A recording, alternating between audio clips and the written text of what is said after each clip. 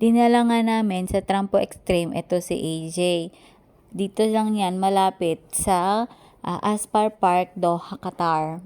Katabi siya ng Kidzania at malapit siya sa Bellagio Mall.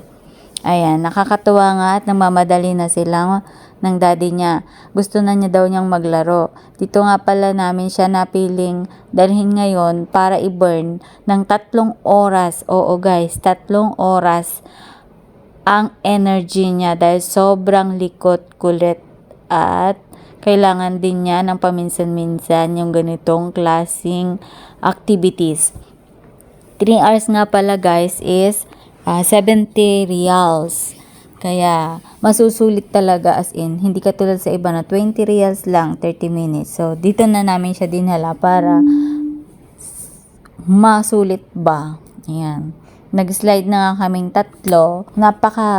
Malaki din naman itong playing area na to. Tuwang-tuwa nga yung dalawa sa pag-slide. Ayan, dire-diretso lang.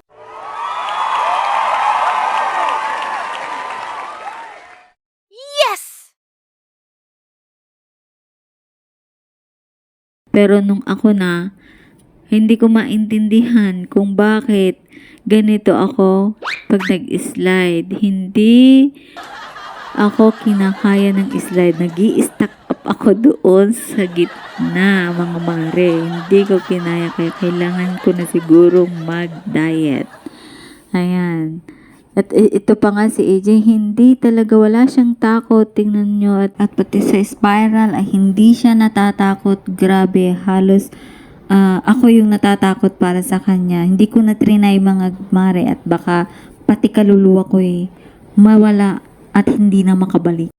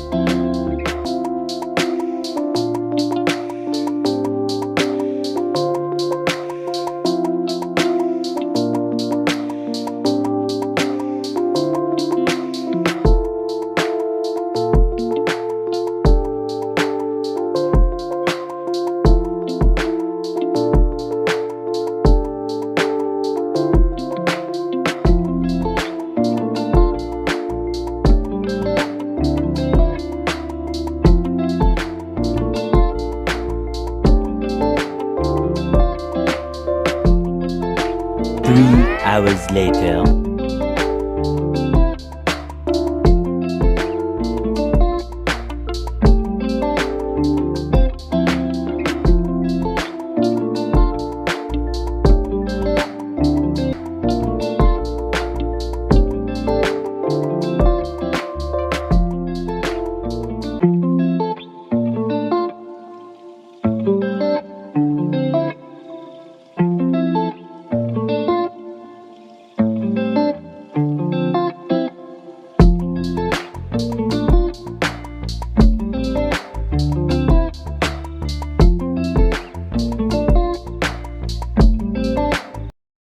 Bago pa nga pala kami umuwi, dumiretso na kami sa McDo. Malapit lang din dito. Nasa isang building lang din sila.